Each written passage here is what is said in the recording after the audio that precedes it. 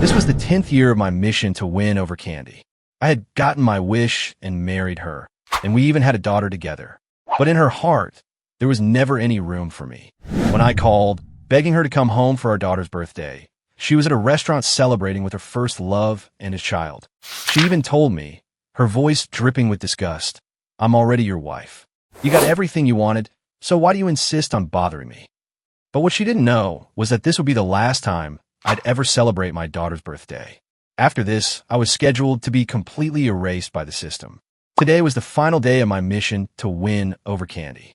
It was also our daughter's 5th birthday. She asked me, her face full of hope, if Mommy would be coming home today. In a daze, I remembered our daughter's birthday last year. Candy had personally promised she would be there. I had everything ready first thing in the morning. But my daughter and I waited from morning until night, mistaking every gust of wind for the sound of her car, lighting every last birthday candle we had. In the end, she never showed up. I tried to ask her about it later, but Candy's response over the phone was chillingly casual. "So what? If you can't reach someone, you stop waiting. Don't you get that? Did I tell you to wait like idiots? If you chose to wait, that's on you for being stupid." 10 years ago, a system pulled me into the world of a novel. The only way out was to successfully win Candy's heart. Failure meant erasure. A decade flew by in the blink of an eye. I achieved my goal of marrying her, and we even had a beautiful daughter, Sarah. Over those 10 years, I slowly fell in love with her, but she never felt the slightest spark for me. She treated me like something to be thrown away, and she extended that same coldness to our daughter, Sarah. In all of Sarah's 5 years, Candy had never once celebrated her birthday. That was because Sarah's birthday fell on the exact same day as that of her first love, Dylan, the man she could never have. She believed fate had done it deliberately, making her give birth on that day just to mock her for being married to someone she didn't love. She hated me. She hated me for the desperate measures I took to be with her, for using a child to trap her for the rest of her life. Candy and I grew up together. But like in so many stories, the childhood friend couldn't compete with the exciting newcomer. In high school, the popular and aloof Dylan bloomed in her heart like a rare flower. As the one tasked with winning her over, I could only watch helplessly from the sidelines, like a spectator at a play, as she fell deeper and deeper in love with someone else. But Candy's family wasn't wealthy, and Dylan never actually dated her. After college, Dylan was swept off his feet by a wealthy European heiress and moved to Paris to live with her. Candy had begged him to stay, but he left without a second thought.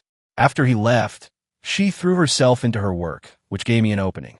I stayed by her side through all the toughest years, helping her build her company from the ground up into the success it is today. But even though I was her constant shadow, she still didn't love me, still didn't want to be with me. It was after a business dinner, when we accidentally slept together, that she became pregnant. She agonized over it for a long time before finally agreeing to marry me. So, every year on Sarah's birthday, her mind was on Dylan. Sarah had never once celebrated her birthday with her mother. She had a mother, but she never received a mother's love, all because she was my daughter, an inconvenient truth Candy saw as a tainted reminder. When Sarah was younger, she would often look up at me with her big, innocent eyes and ask pitifully, "Daddy, does Mommy not like me? Why does she never spend time with me or play with me?" I never knew how to answer, so I just mumbled something about Mommy being busy with work. As Sarah got a little older, though, she learned to read the room. She sensed the problems in our family and stopped asking about Candy as much. But on important days like this, you could still see the hope in her eyes. She was just a little kid, after all. On my way to buy Sarah a present, my mind was a mess of emotions. A small, foolish part of me still clung to an unrealistic fantasy. Last year, she had almost come home for Sarah's birthday. So maybe there was a chance this year? Maybe she was finally starting to accept Sarah? After all, Sarah was her own flesh and blood. Even though it was just wishful thinking, I wanted to believe in the best-case scenario. I didn't want my daughter to be disappointed on her birthday, not again. With a pounding heart and a trembling hand, I dialed Candy's number. The last time I called her was 6 months ago. The phone rang, and a thin layer of sweat formed on my palm as I clutched my phone. "Hello." I was overjoyed. She actually answered, and on the very first ring. This was a first in our entire marriage. My joy lasted less than a second before her voice, cold enough to chill my bones, cut through the line. "What do you want?" It wasn't a question. She didn't care what was happening. She was simply annoyed by the interruption. I hesitated, swallowing hard. Candy, it's Sarah's birthday today, and I was hoping. I couldn't even finish my sentence before she cut me off, sharply. If that's all this is about, don't call me again. It has nothing to do with me. Her words were utterly devoid of warmth. A chill ran through me. But Sarah is your daughter too, isn't she? My grip on the phone tightened. Sonny, she snapped. I'm already your wife. You got everything you wanted, so why do you insist on bothering me? It felt like something inside me had just shattered. I was silent for a moment. Then she added, besides, Dylan's back. My heart plunged into an icy abyss, and my fingers holding the phone began to tremble uncontrollably. He was actually back. I'm sorry I bothered you. I whispered, but she had already hung up. Even so, I wiped my eyes and pushed on. I still had to buy Sarah her gift. If her mother wasn't going to be there, I had to be. Sarah had been talking about wanting a teddy bear bigger than she was, and I knew just the boutique nearby she always dragged me into whenever we passed it. After buying the giant bear, I left the shop. It was already noon, so I decided to grab a bite to eat at a restaurant down the street. Just as I was about to walk in, someone at the door stopped me. I'm sorry, sir, but we're closed for a private party. A private party? Yes, a woman booked the entire restaurant for her husband's birthday. I felt a pang of envy and found myself wanting to see what this happy couple looked like. My eyes drifted past him into the restaurant. It only took one glance. The blood in my veins turned to ice, but my heart began to pound violently in my chest. I stared for so long that my eyes began to ache. It was Candy. She was cutting a birthday cake. Sitting beside her was Dylan, her first love, along with a little boy about Sarah's age. It had to be Dylan's son. My whole body was shaking. I only snapped out of it when the host gently nudged me. I just stood there at the entrance, a pathetic clown without the courage to even confront her, hiding in the shadows and watching someone else's perfect family. So, it wasn't that she was busy. She was just busy celebrating someone else's birthday. She always made time for the people who mattered. The only reason she was so heartless to us was because we didn't matter. I don't remember how I left. I think I just ran like a beaten dog with its tail between its legs. But none of that mattered anymore. I got back to my car, didn't even cry. I glanced in the rearview mirror and saw my own reflection, gaunt and exhausted. I was only in my 30s, but I looked so worn down. I couldn't blame Candy for not wanting to look at me. I didn't want to look at myself either. I dropped my head, and a jolt like an electric current shot through my brain. Host, your time is up. You have failed to win the affection of the target, Candy. Erasure protocol will now commence. It was the voice of the system. Can you please give me a little more time? I pleaded, the tears I've been fighting back finally streaming down my face. Host, you may have until the end of the day. At the stroke of midnight, you will be erased. Perhaps the system took pity on me, because for the first time, its cold, synthetic voice seemed to carry a hint of a sigh. I let out a long breath. I knew this was the greatest concession it would ever grant me. After all, I was the one who made this deal. I had bone cancer and willingly signed on for this mission in exchange for a chance at life. Now, it was giving me a few more hours to take care of my final affairs. For that, I was truly grateful. At least I had enough time to celebrate one last birthday with my daughter. I couldn't bear to imagine her, so young, facing a birthday with no mother and no father. I pushed all the other thoughts out of my mind. I spent the entire afternoon getting everything ready for the party. This was the last birthday I would ever give my daughter, and I was determined to make it perfect. I picked Sarah up from preschool and brought her home.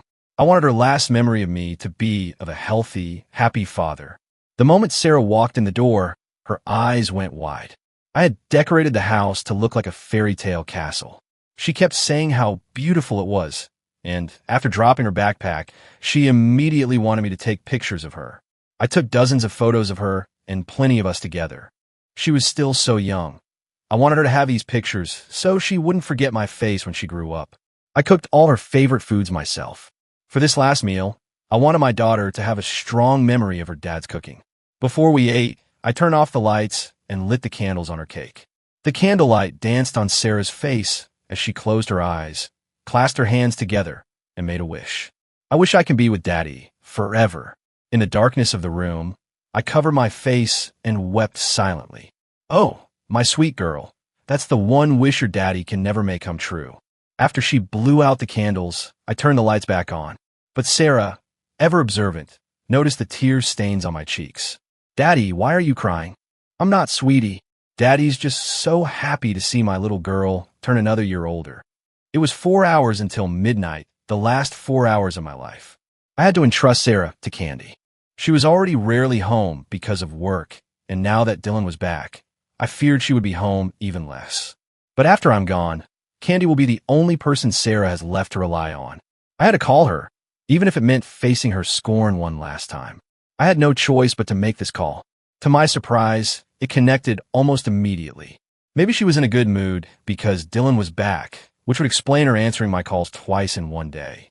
But just as I was about to speak, a man's voice came through the phone, and I froze. It was Dylan. "Hello, Sonny. Are you looking for Candy?" His tone, so casual and proprietary, threw me off completely. It was as if he were her husband, and I was the outsider. "Is there a problem with me calling my own wife?" I said, my voice harder than usual. I was going to die anyway. What did I have to lose? Dylan seemed surprised by my tone. After all, I had always been the one trying to keep the peace around him. My words immediately cast him as the other man, the one interfering in a marriage. Maybe he knew he was in the wrong, because he didn't argue the point. "I was just asking," he said smoothly. "Besides, we haven't seen each other in ages. I was hoping we could catch up." I roll my eyes. "Asterisk catch up? You mean you want to play your innocent games and make me sick?" "Asterisk? What's that supposed to mean?" he asked. "It means exactly what it sounds like. Why pretend we're good friends? There's no one else here. Aren't you tired of the act?" Back in school, everyone knew I had a crush on Candy. Dylan went out of his way to make my life difficult, simply because he saw me as competition for one of the many girls he kept stringing along. No matter what happened between us, all he had to do was play the victim, twist the story, and Candy would unconditionally take his side and blame me. I could never get a word in and just had to endure the false accusations. It got so bad that when I won the school scholarship to study abroad, all he had to do was say he wished he could go, and Candy demanded I give it to him. And to complete my mission to win her over, I actually did it. Looking back now, I was an absolute fool. Some guys don't have to do anything, and Candy will just love them. Put Candy on the phone. I need to talk to her. "She's in the shower right now," he said, his voice smug. "She's probably busy. Why don't you just tell me, and I'll pass the message along." He deliberately emphasized the word shower, trying to get a rise out of me. But I was past the point of caring where Candy was, why she was at Dylan's place, or why she would be showering there. All I could think about was entrusting Sarah to her. It's amazing how light you feel once you finally stop loving someone. "No, thank you. I'll wait and tell her myself." This was about my daughter. I would never trust a message like this to a stranger, especially not to Dylan. Dylan seemed taken aback by my stubbornness, but then a smug smile spread across his face. "Sonny, you really are pathetic. After all these years, Candy still doesn't love you. In fact, she probably hates you more than ever. Want to hear something interesting? I'm divorced, and I'm moving back permanently. What do you think that means for your precarious little marriage? I never realized you took so much pride in trying to wreck other people's families." "Candy has always loved me," he retorted. "I should be thanking you, really. You stuck with her through all the hard years, and now it's time for you to step aside." In the past, I would have argued with him until I was blue in the face. But now I just didn't have the energy. He was nothing more than a clown. If you want her so badly, I thought, then she's all yours. I don't want her anymore. Candy finally came to the phone. Her voice was as impatient as ever. "What do you want now? If this is about coming home for Sarah's birthday, just forget it." I took a deep breath. "Candy, I need you to take care of Sarah. I don't think I can do it anymore. If you're too busy, then please hire a good nanny for her. At least try to visit her once a week. She's your daughter too." I wasn't expecting her to suddenly become a model mother. I just needed her to ensure Sarah was taken care of. "What's that supposed to mean?" Candy's tone softened slightly. "It doesn't mean anything. I'm just asking you to look after our daughter. I know you don't love me, but for the sake of all the years I've been by your side, I'm begging you, please take care of her." "What new scheme are you trying to pull now?" she scoffed. "Are you playing the victim to get my attention?" I was so tired. "Please, just promise me." My composure was cracking. "Sarah only has you now. What kind of crazy talk is this?" Candy's voice turned sharp and cold again. "You better stop this nonsense. Don't you have anything better to do than call me with these ridiculous, dramatic statements?" The line went dead, and my heart sank completely. I tried calling back again and again, but she kept declining the call until, finally, she blocked my number. I sent her a series of texts, but each one went unanswered, like a stone dropped into the ocean. I was utterly defeated. I clutched my chest, struggling to breathe. It felt like a heart attack. I fumbled for the pills in the nightstand, the ones that kept me going. I calmed my breathing and stared blankly at the ceiling. The heart condition was the time bomb the system had planted in me, and with each passing day, it felt like the timer was ticking faster. I don't know how long I lay there before I saw my daughter standing in the doorway. She was in her pajamas, clutching her stuffed rabbit, her eyes wide with worry. "Daddy, are you okay?" I quickly turned away, trying to pull myself together before she could see my face. "I'm fine, Sarah. Why are you still awake, sweetie?" "It's late. I don't know. I can't sleep," she said. "My tummy feels funny. I feel like something bad is going to happen." Her words shattered the composure I had just managed to find. What was going to happen to my Sarah? She walked over to the bed. "Daddy, can you tell me a story?" I wanted to say yes, but then I remembered I would be gone at midnight. I couldn't let her find me like that, to have her witness her own father's death. "Sarah, you're a big girl now. Can you try to go to sleep on your own tonight, please?" Sarah's lip quivered. "Just for tonight, Daddy. Please, be a good girl for me, sweetie. You're the best girl in the world, okay?" "Okay," she mumbled. Though she was disappointed, Sarah had always been a very understanding child.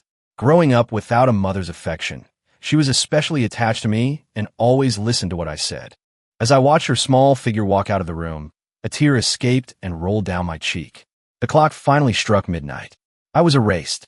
My system was merciful. At least, I felt almost no pain. My soul slowly drifted out of my body. I floated in the air, able to see everything around me, but unable to feel or interact with anything. My body lay on the bed, looking as peaceful as if I were merely asleep. Seeing my own lifeless body, I felt a strange sense of release. The system asked if I wanted to move on. A soul is allowed to remain in the mortal world for 7 days before its final journey. I couldn't leave my daughter. I had to stay by her side, to watch over her and make sure she was okay. I couldn't rest otherwise. Just one more day of watching her would be a blessing. She was the only thing tying me to this world. The next day was Saturday, so Sarah slept in. It wasn't until late morning, when she realized I hadn't come to wake her, that she finally climbed out of bed. She patted down the hall in her slippers, heading for my room. I floated anxiously, wanting to stop her, terrified of her finding my body. But I was just a soul. I was powerless. She reached my room and pushed the door open, seeing me lying on the bed. "Daddy, why are you still sleeping?" she chirped. "The sun's been up for ages." Sarah walked over to the bed to wake me, but I didn't move. My face was ashen, and the first terrible signs of death were beginning to appear on my skin. I looked fragile, as if I might crumble at the slightest touch. Sarah was terrified. She climbed onto the bed and placed her small hand on my arm. She must have felt the coldness of my skin, the absence of life, but she still held onto a sliver of hope, crying for me to wake up. Watching her, my own spectral heart felt like it was breaking all over again. I wanted so badly to hold her, to wipe away her tears. But my hand just passed right through her body. A profound helplessness wrapped around me like a vice. My body on the bed remained still. My daughter decided to call for help. She picked up my phone and clumsily used my thumb to unlock it, searching for someone to call. Her eyes lit up when she saw Candy's name. She recognized it as her mother's. "Oh, my sweet girl, you don't know. Your mommy blocked my number." She tried calling again and again. She didn't understand what being blocked meant. All she knew was that her mommy's phone wouldn't connect. She called until the battery was nearly dead, tears streaming down her face and dripping onto the phone screen. My daughter's sobs filled the room. Even as a soul, my heart ached to see her in such pain.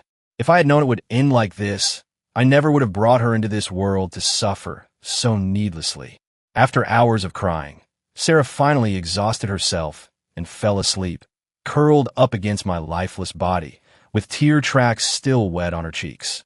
She woke up later, her stomach growling with hunger. "Daddy, I'm so hungry," she cried, her face flushed. "Daddy, please wake up." But still, I didn't move. She didn't understand death. She just thought I was in a very deep sleep. Finally, her hunger became too much to bear, and she went downstairs to the kitchen to find food. Thankfully, I had stocked the pantry before. Sarah grabbed a couple of granola bars and rushed back upstairs to the room. She held one out to me. Daddy, I brought you some food. You must be hungry after sleeping so long. Please wake up and talk to me. Please don't ignore me, Daddy. I'll be good, I promise. I won't ask for Mommy anymore. I just want you. Please wake up, Daddy. I'm so scared being all alone. But the only reply was the suffocating silence of the room. I could never answer her again. From then on, every time she woke up, the first thing she did was look at me, asking if I was awake yet, asking when I would wake up. Even though I never answered, and she was met with disappointment each time, she never stopped asking, never stopped hoping. But all that came was the slow, inevitable decay of my body and the terrible smell that came with it. She started opening the window every day to air out the room. But no matter how bad the smell got, she refused to leave my side. She didn't understand why I wouldn't wake up or where the awful smell was coming from. She found a bottle of expensive perfume I had once given Candy and sprayed it on my body. Daddy should smell nice, she whispered. But the sweet fragrance only mingled with the stench of decay, creating a smell that was even more grotesque. The smell made her sick to her stomach more than once. Daddy, Daddy, why won't you wake up? She would sob, her eyes swollen and red. I'm so scared. Please, Daddy, stop sleeping. I miss you so much. The first call that finally came was from her preschool teacher. Hello, Mr. Miller. This is Sarah's teacher. She hasn't been in school for a few days. Is everything all right? Hearing a familiar voice, Sarah burst into tears. Teacher, she sobbed, can you help me? My daddy's sleeping. He's been sleeping for a long time, and he won't wake up and he won't talk to me. I miss him. Can you please help me? Sarah, sweetie, slow down. Tell me exactly what's been happening. And through her sobs, my daughter told her teacher everything. She tried to put a brave face on it, but her teacher was an adult and immediately understood the horrifying truth behind the child's words. Sarah, you stay right where you are. I'm coming over to your house right now. The teacher found Candy's number in the school's emergency contact list. It took several tries before Candy finally picked up. Hello, is this Sarah Miller's mother? Your daughter. Candy cut her off impatiently. Don't call me about Sarah's business. Talk to her father, Sonny. Don't bother me with it. Then she hung up. The teacher was stunned. What kind of mother was this? When she tried to call back, she found the number had been blocked. After so many days, my body was finally discovered. The police and the paramedics arrived at the same time. After a brief examination, they found no signs of forced entry, a struggle, or suicide. The cause of death was ruled an accident, a sudden heart attack. They lifted my body onto a stretcher. Seeing them take me away, Sarah broke free from her teacher's arms and ran, trying to stop them. But she was just a little girl against a group of adults, and they easily held her back.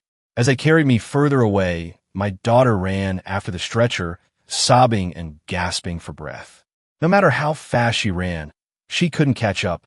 She finally tripped and fell, scraping her knees on the pavement, and let out a heart-wrenching wail. Hello, is this Miss Candy Miller? Your husband passed away at home a few days ago. We need you to come down to the morgue to identify the body and make the necessary arrangements. You've got to be kidding me, Candy said with a scoff, clearly not believing a word of it. Is this another one of Sonny's little dramas? He's been particularly annoying these last few days. Is his goal to drive me insane? Ma'am, I don't know what you're talking about. If you have a moment, please come to the hospital. Your husband is waiting. If you're unable to come, we will have to release the body directly to the funeral home. Candy was getting irritated. You can tell Sonny that I don't care what games he's playing. If he really wants to die, he should just get it over with. It has nothing to do with me. She hung up and went back to her work. The call didn't seem to faze her in the slightest. Just then, her office door opened and Dylan walked in. Candy, still working hard? He said with a smile. I remember when you were just a little girl following me around everywhere. Look at you now, so mature, running this huge company. It's really impressive. If I had chosen you back then, we'd probably have been married for years by now, he added, his eyes scanning her. Candy stopped what she was doing. Dylan, why did you come back this time? You brought your son with you. He didn't respond. Are you divorced? Haha. I can never hide anything from you, can I? For some reason, Candy suddenly felt tired of it all. So, you want to take you back, baggage and all? Dylan looked stunned. Candy, that's a harsh way to put it. What do you mean, baggage? Is it? Candy gave a bitter smile. If there's nothing else, you should probably leave. I need to go home. Is Sonny giving you a hard time about the other day? Dylan asked. I can talk to him, clear things up. Candy grabbed her jacket and glanced back at him. She could see the smug look on his face. That won't be necessary. I'll go home by myself. Candy went home. It had been over a month since her last visit. When she arrived, the house was empty and silent. Sarah had been taken in by her teacher for the time being, and I was dead. Her expression faltered. She must have been remembering how, on the rare occasion she did come home, her husband and daughter would always be there waiting. How Sarah would run to her, excited to give her a hug. Now, the large house was just cold and dark. Candy felt a profound sense of unease, a terrifying feeling that something essential had been ripped away from her life. She tried calling my phone, but it went straight to voicemail. She almost turned around and left, but then the memory of that phone call from the hospital surfaced in her mind, and a chilling fear gripped her. She drove to the hospital. As she walked through the entrance, she chided herself for being so foolish, for actually falling for such an obvious lie. And yet, her feet carried her uncontrollably to the front desk to ask the nurse for information. The nurse's eyes lit up at the sight of the beautiful, well-dressed Candy. But the moment Candy mentioned my name, the nurse's friendly expression vanished. So this is her, the nurse must have thought. Asterisk the wife whose husband lay dead at home for days without her even noticing. So irresponsible. Asterisk the nurse led Candy down the hallway to the hospital morgue. Candy followed, freezing when she realized where they were. Why did you bring me here? The nurse mentally rolled her eyes. Ma'am, as we explained on the phone, your husband passed away at home from a sudden heart attack. Candy still refused to believe it, and I couldn't entirely blame her. Years ago, when she'd saved up enough money to go find Dylan in Paris, I had threatened to kill myself to make her stay. I had used drama to manipulate her before, so why would she believe this was real? But she had forgotten that was the one and only time I had ever pulled a stunt like that. She pushed open the door to the room, and her eyes immediately fell on the form lying on a gurney, covered by a white sheet. Her feet suddenly felt like they were made of lead. The room was cold, and a wave of nausea washed over her. With a trembling hand, she reached out and pulled back the sheet. And then she saw me. She stared at my body, silent for a long, long time. I couldn't tell what she was thinking. She slowly reached out a shaking hand and touched my face. The skin was cold, so cold, but it was undeniably real. The icy touch seemed to jolt her awake. Her eyes, suddenly bloodshot and wild, fixed on me. She grabbed my shoulders and began to shake me, her voice frantic. What is this? Stop it and wake up. You've always been so healthy.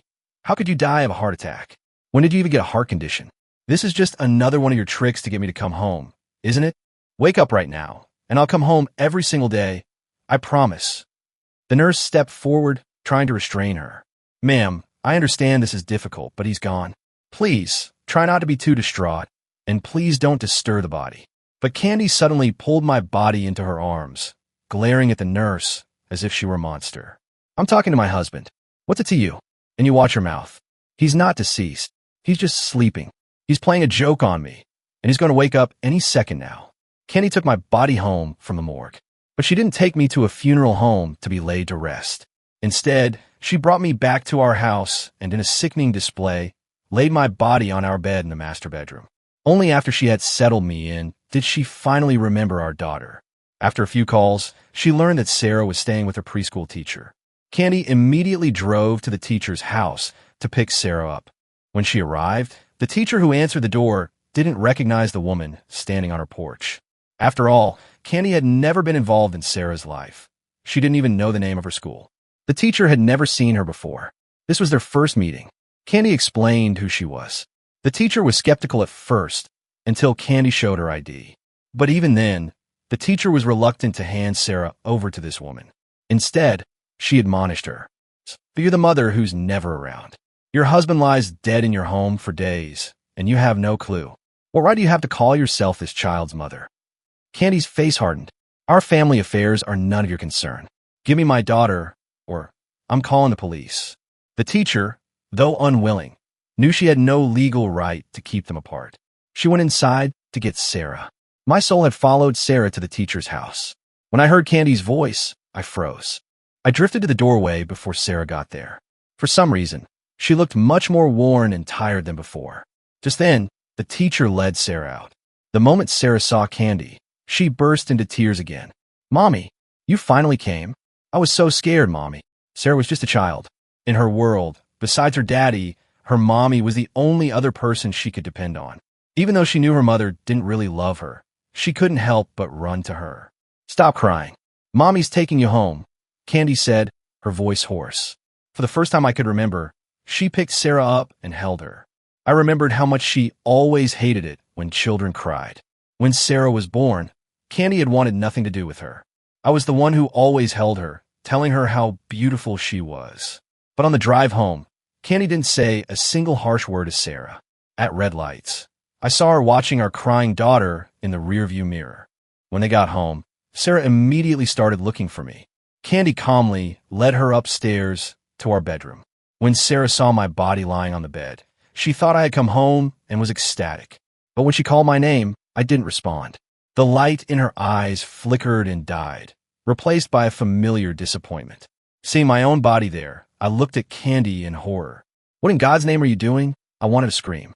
"Why can't you just let me rest in peace?" But Candy had become someone else entirely, someone who refused to accept my death. She even picked up a comb and began to clumsily run it through my hair. "Sonny, please wake up," she whispered. "I'll stay with you and Sarah from now on. I promise. I won't go anywhere." "Are you angry about that phone call?" I was just dropping Dylan and his son off at their hotel. His son spilled something on my shirt. That's the only reason I took a shower there. Nothing happened between us. "Please, can you forgive me?" Why was she telling me this now? All I felt was disgust. When I was alive, all I ever wanted was for you to see me. Now that I'm dead, you suddenly have a change of heart? What good is that to me? Your late blooming love is worth less than dirt. It was the 7th day after my death, the last day before my soul had to move on. Ever since Candy brought my body home, she hadn't left my side. Not even as my body began to smell, to decay. She watched over me as if none of that mattered, as if her sheer will could bring me back to life. Dylan came looking for her. He let himself in. The code of the front door was his birthday. He found Sarah in the living room. "Who are you?" Sarah asked, looking at him with suspicion. "You must be Sarah," he said, forcing a smile. "I'm a friend of your mother's. Is she around? I need to talk to her about something." Sarah pointed to the first door at the top of the stairs. "Mommy's in that room." Dylan went straight upstairs and knocked on the bedroom door. "Candy, you haven't been to the office since that day. Did something happen? I was so worried about you after our last conversation. I had to come check on you." The door was unlocked, and there was no answer from within. Dylan took the liberty of opening it and stepping inside. He was immediately hit by a putrid smell. He covered his nose, his face contorting in disgust as he waved a hand in front of his face. "Candy, what is that smell?" Candy didn't answer. She was sitting on the edge of the bed, her back to him, fighting back the urge to gag. Dylan walked further into the room. He could vaguely make out the shape of someone else on the bed next to Candy. He chuckled. "Is that Sonny? What's he doing in bed? Is he sick?" He took a few steps closer, and the smile on his face froze and then vanished. After 7 days, my body was barely recognizable. Candy sat there beside me, seemingly oblivious to the horrific smell. "Candy, what the hell is going on?" "Is that Sonny?" Dylan reached out to grab her arm, but she shoved him away, sending him stumbling to the floor. She didn't even look at him. Her voice was like ice. "It's all your fault. My husband is angry with me because of you. Why did you have to come back?" "Candy." Dylan stared up at her from the floor, stunned. In all the years he'd known her, Candy had never spoken a harsh word to him, let alone shoved him and looked at him with such pure hatred. "What's gotten into you?" he stammered, clearly wounded. Candy let out a cold, humorless laugh. "Did you really think I didn't know what you were up to? You get divorced, come back to Seattle, and immediately look me up. You just wanted a safety net, didn't you? You thought you could just use the fact that I used to have a crush on you." His face went pale at being so easily read, and he scrambled to his feet. But his arrogance remained.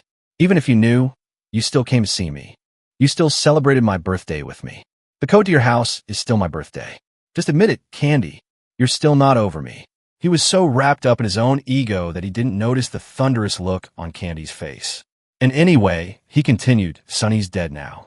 You're free. You can finally be with me. Isn't that what you've always wanted? You shut your damn mouth."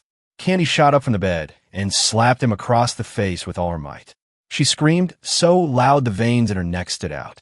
The force of the blow sent Dylan stumbling back, stars flashing in his eyes. "What are you even talking about?" "I admit, I reached out to you because I had some unresolved feelings, but that's all they were. I haven't loved you for a long time, especially not now that I see what a disgusting person you've become. And don't be so arrogant. The code to my house isn't your birthday. It's my daughter's birthday. It has nothing to do with a scumbag like you. Dylan was dumbfounded. He still couldn't accept it. He rushed forward and tried to hug her. I don't believe you. You're just saying that because you're angry that I left you.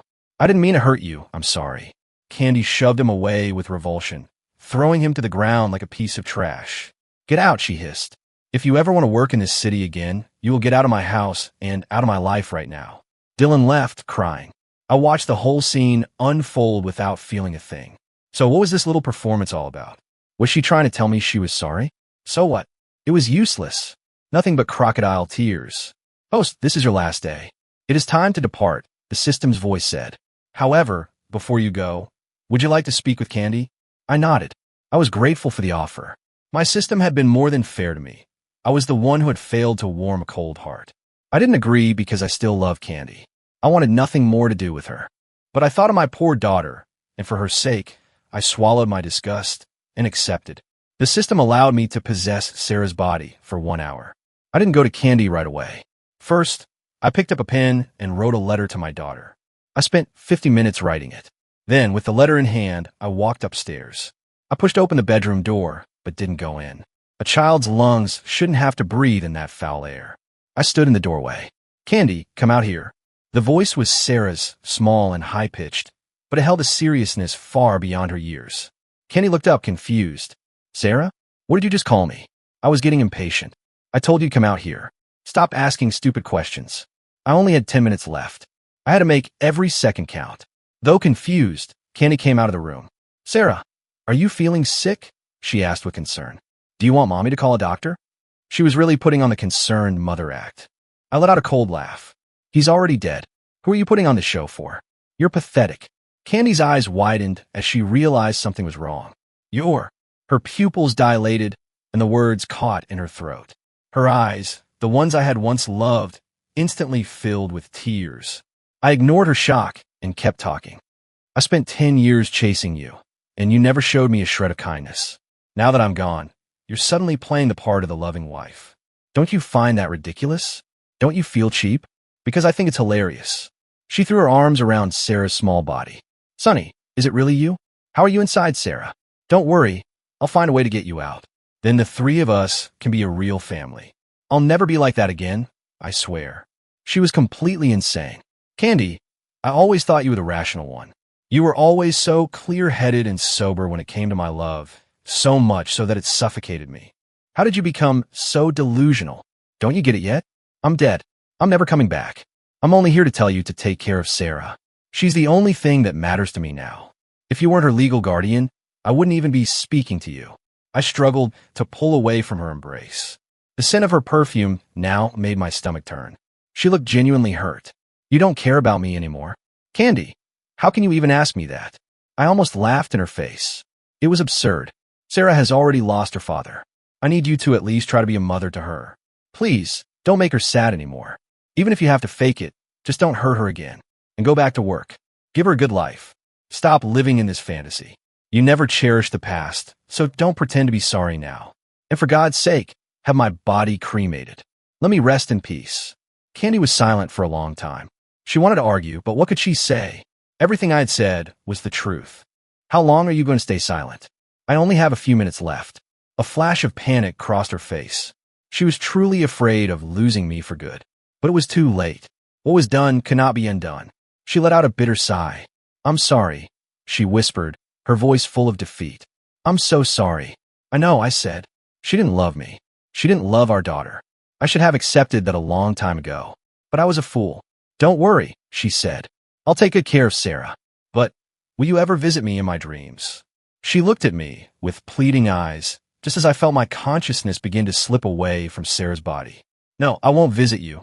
I said, my time running out. I will never forgive you, Candy. And I meant it. I didn't love her anymore. Just before my consciousness faded completely, I pushed the letter into her hand. Give this to Sarah on her 18th birthday. And if you feel even a shred of guilt for what you've done, you will never read it yourself. The moment her fingers closed around the envelope, my consciousness dissipated for the last time. It would have been better if we had never met. Sarah's body went limp, collapsing into Candy's arms. When Sarah came to, I was long gone. She lay in Candy's arms, her eyes shimmering with tears. "Mommy," she whispered, "I just had the strangest dream. I dreamed that Daddy came back." After that day, Candy truly did take good care of Sarah. She never remarried. Dylan tried to contact her again, but she kept her word and used her influence to ensure he could never work in Seattle again. But I also kept my word. I never forgave her, and I never once visited her in her dreams. Over time, she seemed to accept it, or maybe she just got used to the silence. The only sign of her grief was the gray that began to streak her hair. On Sarah's 18th birthday, Candy gave her my letter. True to her promise, she had never opened it. The envelope was perfectly preserved. The letter itself wasn't complicated. It was filled with my hopes and dreams for my daughter, all the things I wished I could have told her as she grew up.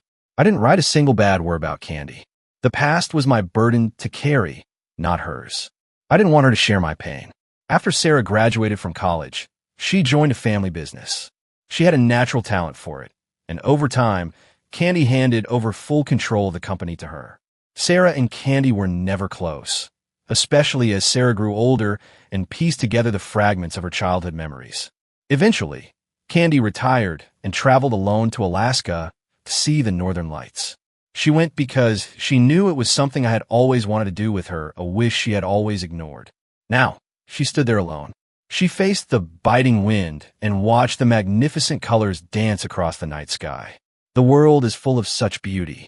She had once had a beautiful life within her grasp, but she was the one who had severed all ties, the one who had pushed away the person who loved her most.